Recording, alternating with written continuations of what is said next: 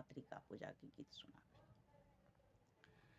पुरहित चतुर सतानंद मंत्र पढ़ावथि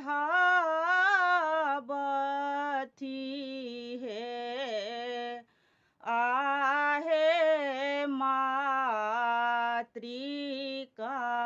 पूजथि रानी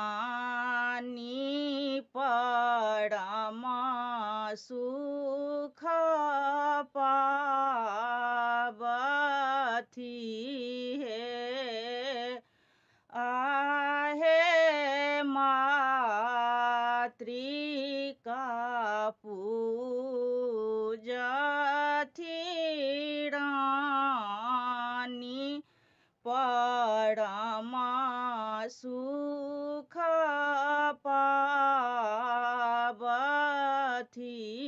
हे। गाय के गोबर मंगावथि ठाव करावथि हे, आहे पूजी प्रथम गणराज की कलश धरावथि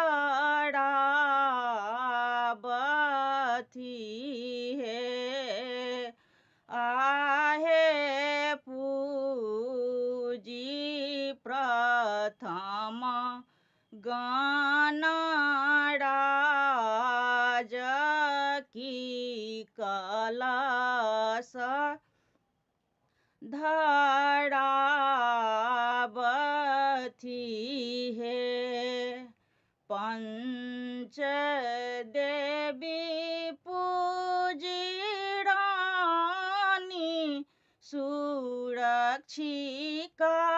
बनावथि हे, आहे पूजथि निज कुल देवी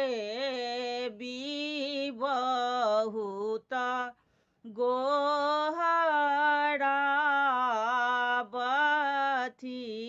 हे, आहे पूजथि निज कुल देवी बहुत गोहरावथि हे।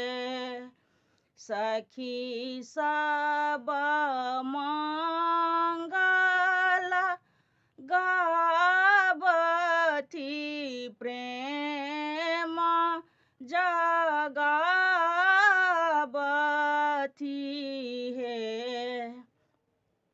आहे स्नेह लता इहो पूजन गाबी सुनावथि